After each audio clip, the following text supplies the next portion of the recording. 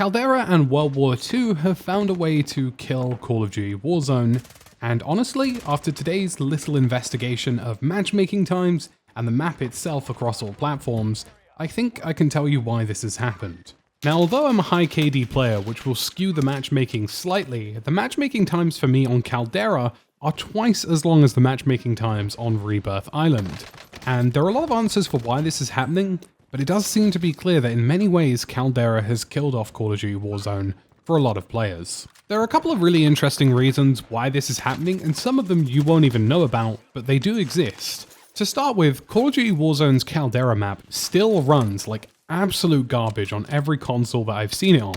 I have downloaded this thing on my PS5 and it still looks really, really poor.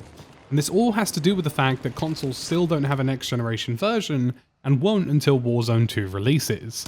Now, when you combine lots of vegetation and lots of greenery with aggressive render resolution scaling, which is what happens in Caldera and on all consoles on every single platform, you get very, very unclear imaging, and a general lack of anti-aliasing as well, which creates the crispness many of us see on PC. At the moment, you get this blurry mesh of textures, and it honestly looks like somebody has rubbed Vaseline on the screen and had made for one of the worst experiences I've ever seen in an FPS game. And it's really no surprise to me that the vast majority of console players are not interested in Caldera. When you combine the fact that the game looks really bad on console with the fact that there are still no FOV slider, loads of issues with frame rates and refresh rates, and various other issues as well with bugs and crashes, it's really not a shock to me that not many people are interested in playing this on console, and there's been a massive reason why the majority of console players are now playing Rebirth Island. Now, despite Call of Duty trying to put some distance between Caldera and World War II by implying that it was a sort of mashup of the two and it was a sort of in-between and wasn't necessarily a World War II island, it's safe to say that the World War II setting of Vanguard has done its damage. Call of Duty Vanguard was one of the lowest selling Call of Duties to date and actually went down by a massive 40% on sales in places like the United Kingdom. It's very disappointing, Call of Duty Vanguard, generally speaking, and it wasn't a highly well-received game. Although I'm sure it will sell well in the long run because it's pretty much the only thing console players have to play at this point, it's not doing too well in the grand scheme of things, and it's definitely having an impact on Call of Duty Warzone.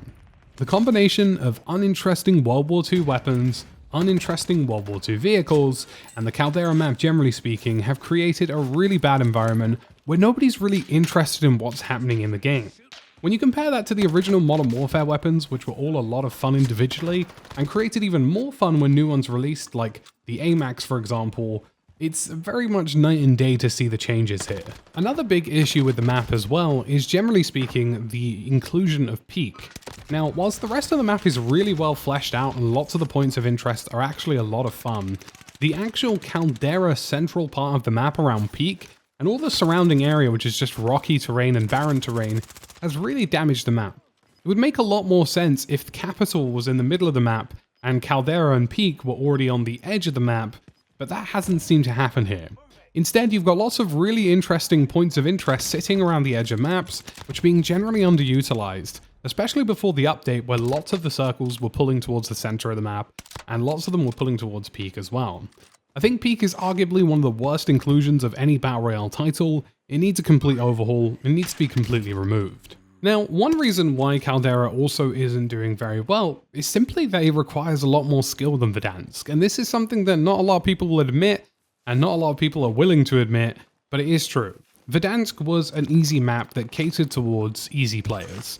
It was a map that had single doorways, single ladders, single stairwells, lots of dark corners, and ultimately was more of a TDM map filled with camping than it was a Battle Royale map. Loads of buildings in Capital basically had one stairwell to the roof, maybe two if they were lucky, and until the inclusion of zip lines, which you couldn't jump off of back in the day, it was very difficult to traverse this map in any way, shape or form that was conducive to aggressive gameplay.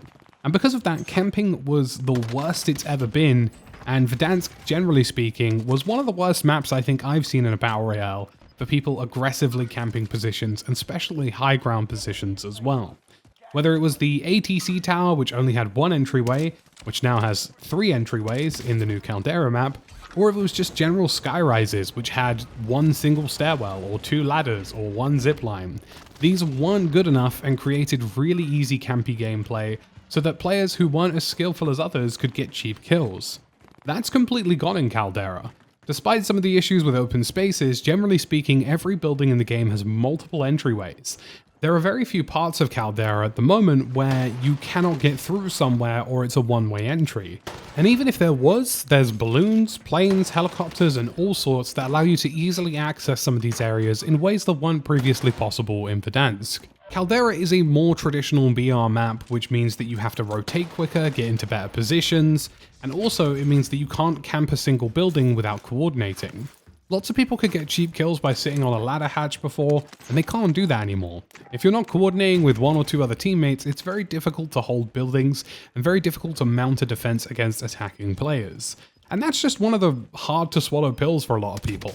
Caldera, generally speaking, is most certainly a more skillful map than Verdansk, requires more skill, and pushes for more aggression than any other BR map we've seen so far for Warzone, except for maybe the Chaos of Rebirth if you consider that to be a BR map and not a TDM map.